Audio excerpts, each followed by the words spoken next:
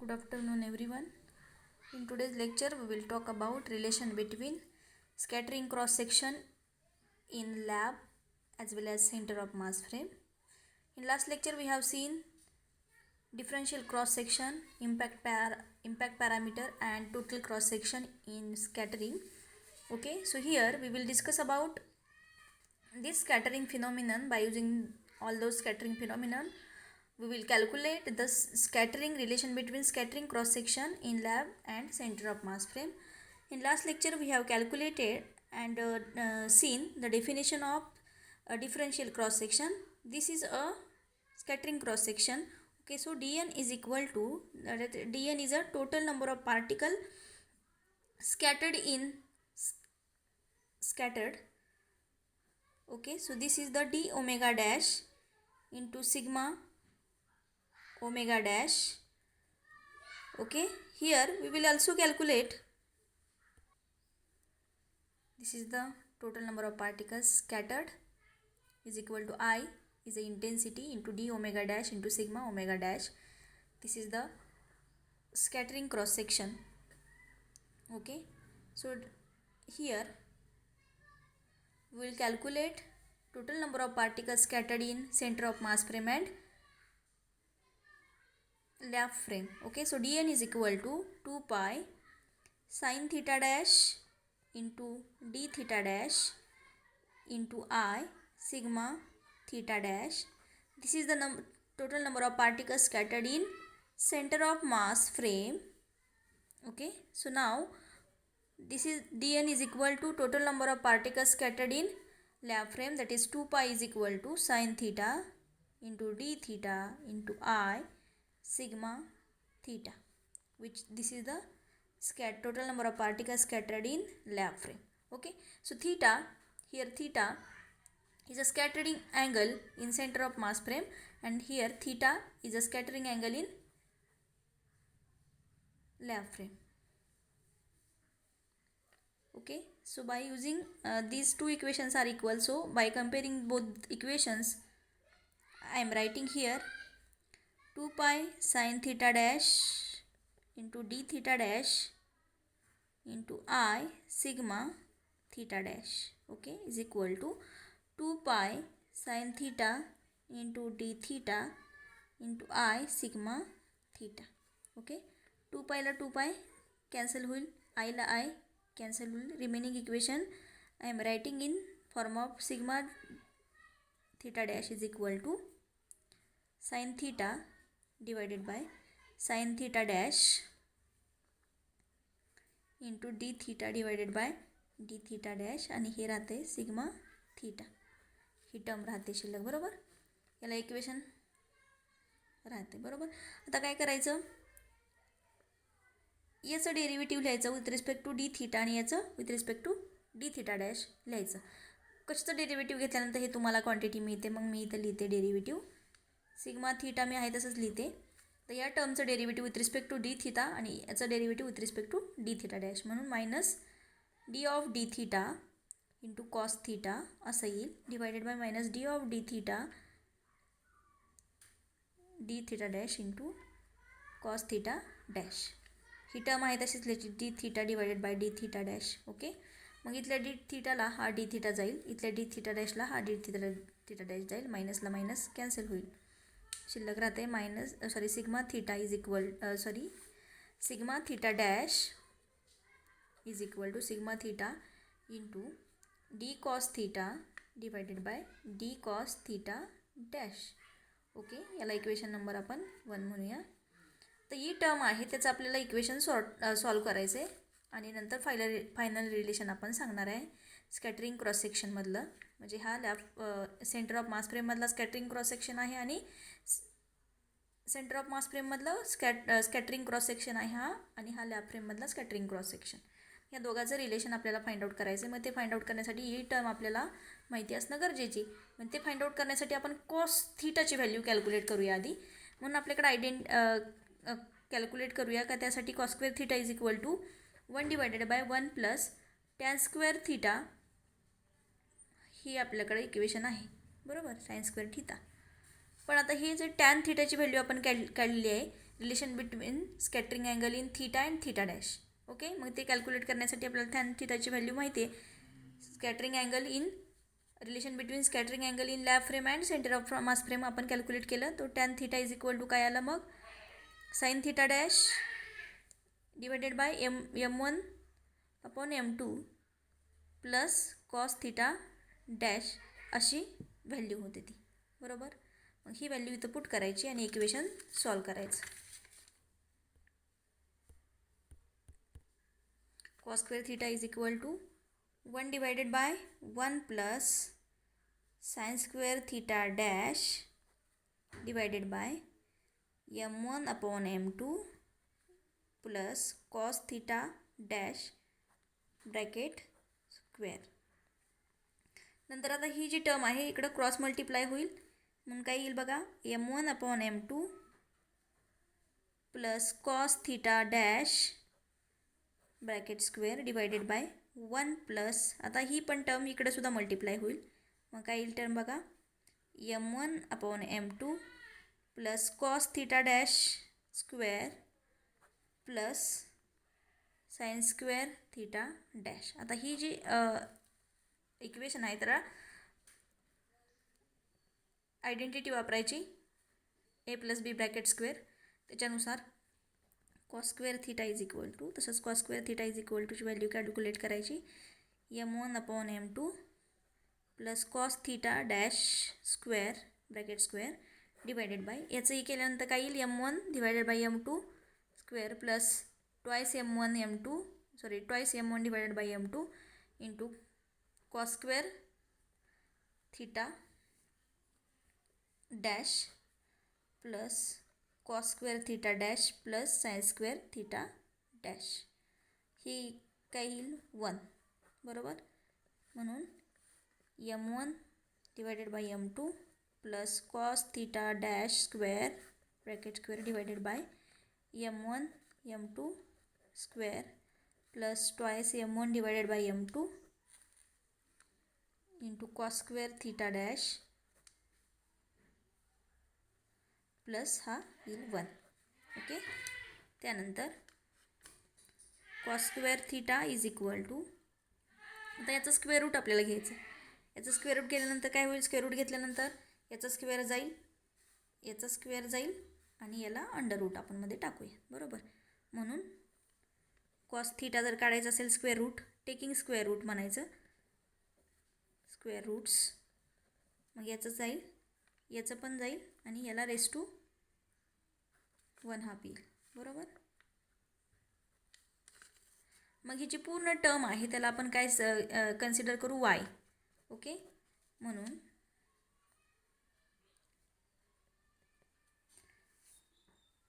आता याचा डेरिव्हेटिव्ह घ्यायचा या टर्मचा आपल्याला by using product rule. Product rule काय सांगतो आपल्याला, u divided by v is equal to u dash v minus v dash u divided by v square. This is the product rule. Product रूलनुसार हे काय करायचं, त्याचं डेरिव्हेटिव्ह घ्यायचं. So by take derivative of about term, taking derivative of about term by using product rule. So here we will take the derivative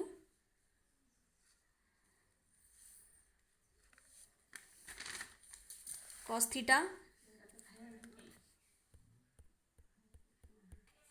d cos theta divided by d cos theta dash. आता इथं काय घेतोय आपण, derivative घेतोय cos थीटाचं with respect to cos theta dash. Derivative of cos theta with respect to cos theta dash is equal to काय येईल, पूर्ण term आहे. आता इथं आपण डेरिव्हेटिव्ह घ्यायचं, cos थीटाचा derivative with respect to cos theta dash, म्हणून एक्सपांड करताना यानुसार आपण एक्सपांड करायचं. ही जी पूर्ण टर्म आहे त्याला मी y म्हणलेलं आहे, म्हणून त्यानुसार आपण काय करायचं, एक्सपांड करायचं. मग मी काय लिहिते बघा,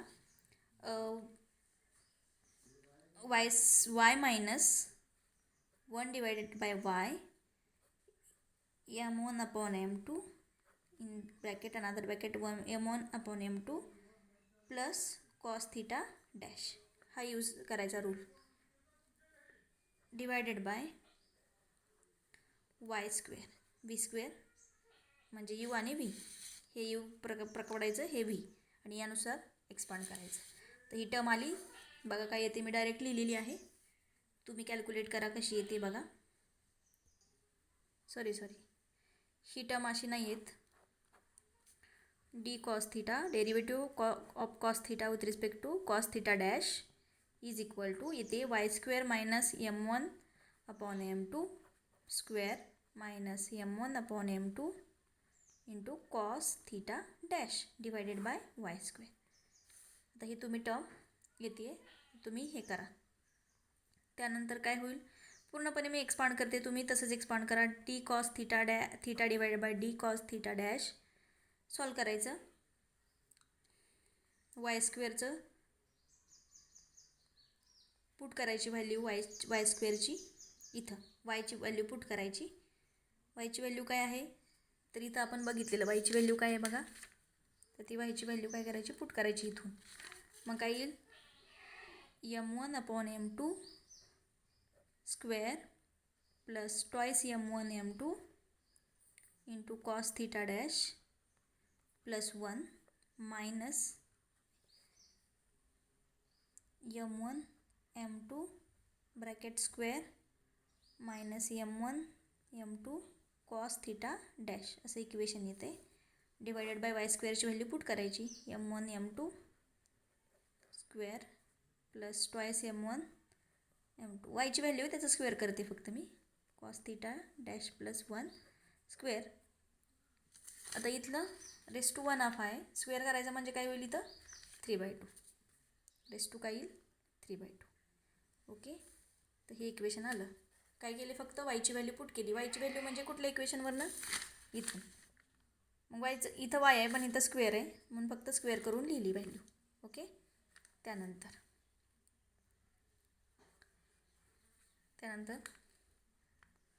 ही जी व्हॅल्यू आहे इक्वेशन 1मध्ये पुट करूयात या इक्वेशनमध्ये. ओके, सो बाय पुट दिस व्हॅल्यू, याला इक्वेशन नंबर आपण सेकंड म्हणूया. एक मिनटं. तर इथं ज्या काही सेम क्वांटिटीज आहेत त्या कॅन्सल करायच्या. ही सेम आहे, हे सेम आहे, जाईल. परत काय काय सेम आहे ते डिवाइड घालवायचं एकमेकांना, आणि जी काही शिल्लक राहते व्हॅल्यू ती बघा, 1 plus m1 divided by m2 असं इक्वेशन येईल कॉस थिटा डॅश.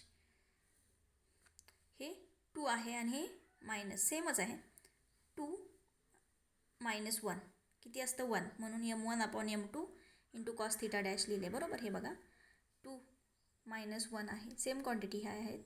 2 मायनस 1 काय येईल, 1 येतं, म्हणून m1 upon m2 into cos theta dash असं इक्वेशन लिहिलं. डिवायडेड बाय आहे तसंच बाकीचं m1 m2 bracket square plus twice m1 m2 into cos theta dash plus 1 raise to 3/2. ही जी व्हॅल्यू आहे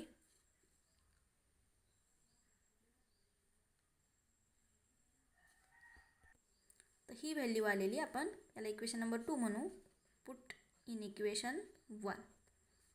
इक्वेशन 1 काय आहे, sigma theta dash is equal to 1 plus m1 upon m2 into cos theta dash divided by m1 m2 square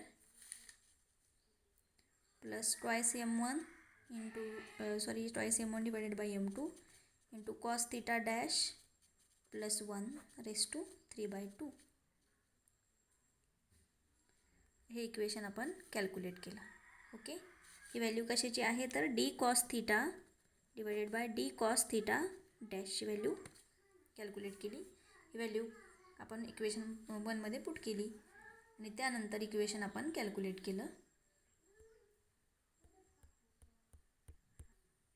so this is the equation, final equation. Relation between scattering cross section in center of mass frame and scattering cross section in lab frame. So this is the scattering cross section in center of mass frame and this is the scattering cross section in lab frame. So this is the equation. So let us consider here the special cases. Cases 1 consider करूया. m1 is equal to m2 जर असेल, थीटा is equal to theta dash by 2 आपण calculate केलेलं आहे. त्याच्यावरून आपण जर थीटा डॅशची व्हॅल्यू काढली तर 2 थीटा येईल, बरोबर. म्हणून आता हे जे इक्वेशन सॉल्व केलेलं आहे याच्यामध्ये आपण m1 आणि m2च्या व्हॅल्यू पुट करून काय येते बघूया. फायनल इक्वेशन लिहिते मी. तर sigma theta dash is equal to येतं sigma theta divided by 2^3/2 into 2 cos square theta to 1/2 असं इक्वेशन येतं. तर ही एक आयडेंटिटी येते. 2 केसेस आहेत. दुसरी केस काय आहे तर m2 is greater than m1 आपण m2 जर रेशो आपण पकडला तर तो काय येतो 0. हे पण इक्वेशन 1मध्ये पुट करायचं आणि मग sigma theta dash is equal to sigma theta असं रिलेशन येतं. या स्पेशल केसेस आहेत तर तुम्ही कन्सिडर करू शकता. पण हे फायनल इक्वेशन आहे relation between scattering cross section in lab frame and centre of mass frame. So this third chapter in classical mechanics is over today. Thank you.